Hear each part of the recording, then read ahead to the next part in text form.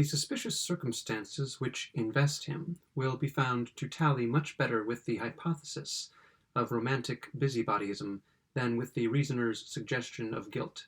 Once adopting the more charitable interpretation, we shall find no difficulty in comprehending the rose in the keyhole, the Marie upon the slate, the elbowing the male relatives out of the way, the aversion to permitting them to see the body, the caution given to Madame B. that she must hold no conversation with the gendarme until his, Beauvais, return, and, lastly, his apparent determination that nobody should have anything to do with the proceedings except himself. It seems to me unquestionable that Beauvais was a suitor of Marie's, that she coquetted with him, and that he was ambitious of being thought to enjoy her fullest intimacy and confidence. I shall say nothing more upon this point, and as the evidence fully rebuts the assertion of L'Etoile touching the matter of apathy on the part of the mother and other relatives, an apathy inconsistent with the supposition of their believing the corpse to be that of the perfumery girl, we shall now proceed as if the question of identity were settled to our perfect satisfaction. And what, I here demanded, do you think of the opinions of Le Commerciel? That in spirit they are far more worthy of attention than any which have been promulgated upon the subject. The deductions from the premises are philosophical and acute, but the premises in two instances at least are founded in imperfect observation. Le Commerciel wishes to intimate that Marie was seized by some gang of low ruffians not far from her mother's door. It is impossible, it urges, that a person so well known to thousands as this young woman was should have passed 3 blocks without someone having seen her. This is the idea of a man long resident in Paris, a public man, and one whose walks to and fro in the city have been mostly limited to the vicinity of the public offices. He is aware that he seldom passes so far as a dozen blocks from his own bureau without being recognized and accosted, and knowing the extent of his personal acquaintance with others, and of others with him, he compares his notoriety with that of the perfumery girl, finds no great difference between them, and reaches at once the conclusion that she, in her walks, would be equally liable to recognition with himself in this in his. Recognition with himself in his. This could only be the case were her walks of the same unvarying methodical character, and within the same species of limited region as are his own. He passes to and fro at regular intervals, within a confined periphery, abounding in individuals who are led to observation of his person through interest in the kindred nature of his occupation with their own. But the walks of Marie may, in general, be supposed discursive. In this particular instance, it will be understood as most probable that she proceeded upon a route of more than average diversity from her accustomed ones. The parallel which we imagine to have existed in the mind of Le Commerciel would only be sustained in the event of the 2 individuals traversing the whole city. In this case, granting the personal acquaintances to be equal, the chances would be also equal that an equal number of personal rencontres would be made.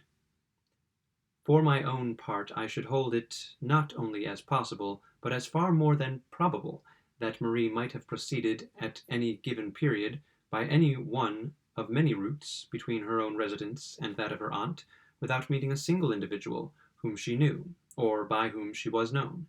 In viewing this question in its full and proper light, we must hold steadily in mind the great disproportion between the personal acquaintances of even the most noted individual in Paris and the entire population of Paris itself. But whatever force there may still appear to be in the suggestion of Le Commerciel will be much diminished when we take into consideration the hour at which the girl went abroad. It was when the streets were full of people, says Le Commerciel, that she went out, but not so. It was at 9 o'clock in the morning. Now at 9 o'clock of every morning in the week, with the exception of Sunday, the streets of the city are, it is true, thronged with people. At 9 on Sunday, the populace are chiefly within doors preparing for church. No observing person can have failed to notice the particularly deserted air of the town from about 8 until 10 in the morning of every Sabbath. Between 10 and 11 the streets are thronged, but not at so early a period as that designated. There is another point at which there seems a deficiency of observation on the part of Le Commerciel. A piece, it says, of one of the unfortunate girl's petticoats 2 feet long and 1 foot wide was torn out and tied under her chin, and around the back of her head, probably to prevent screams. This was done by fellows who had no pocket handkerchiefs. Whether this idea is or is not well founded, we will endeavor to see hereafter, but by fellows who have no pocket handkerchiefs the editor intends the lowest class of ruffians. These, however, are the very description of people who will always be found to have handkerchiefs, even when destitute of shirts.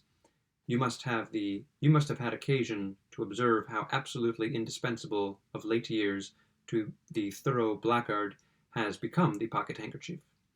And what are we to think, I asked, of the article in Le Soleil, that it is a vast pity its inditer was not born a parrot, in which case he would have been the most illustrious parrot of his race.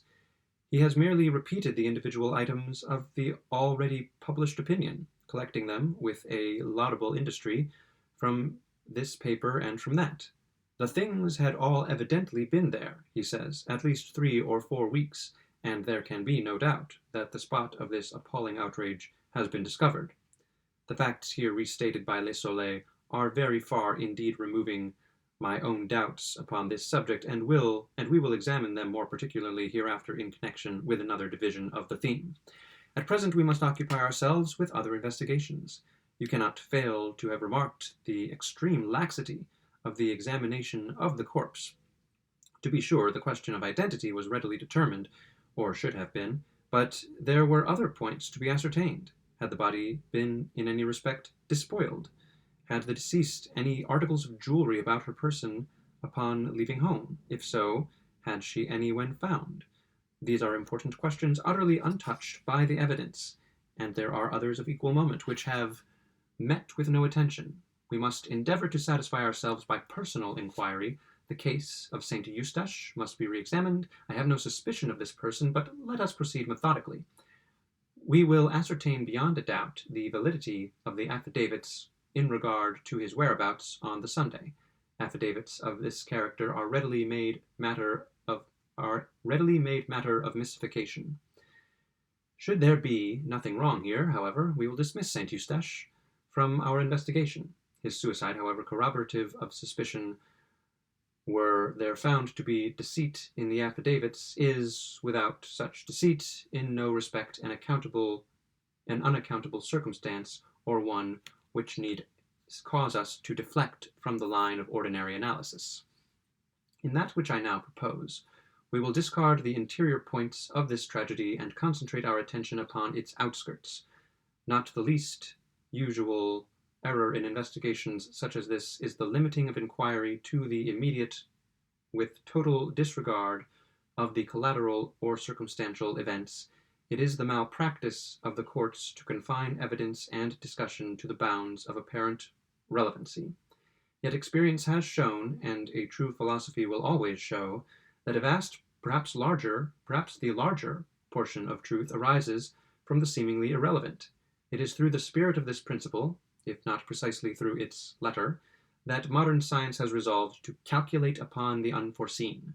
But perhaps you do not comprehend me. The history of human knowledge has so uninterruptedly shown that to collateral or incidental or accidental events we are indebted for the most numerous and most valuable discoveries, that it has at length become necessary in prospective view of improvement to make not only large but the largest allowances for inventions that shall arise by chance, and quite out of the range of ordinary expectation.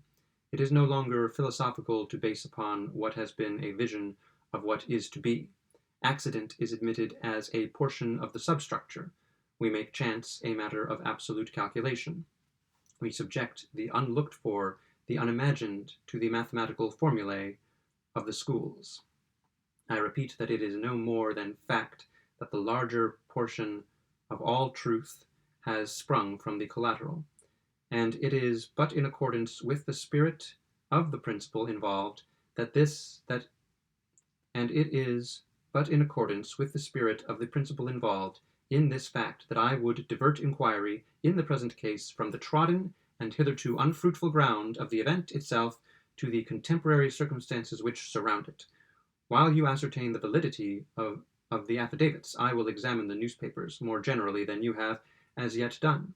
So far we have only reconnoitered the field of investigation, but it will be strange indeed if a comprehensive survey such as I propose of the public prints will not afford us some minute points which shall establish a direction for inquiry.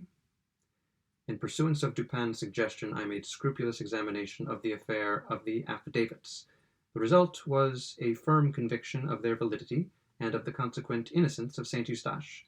In the meantime, my friend occupied himself with what seemed to me a minuteness altogether objectless in a scrutiny of the various newspaper files. At the end of a week, he placed before me the following extracts.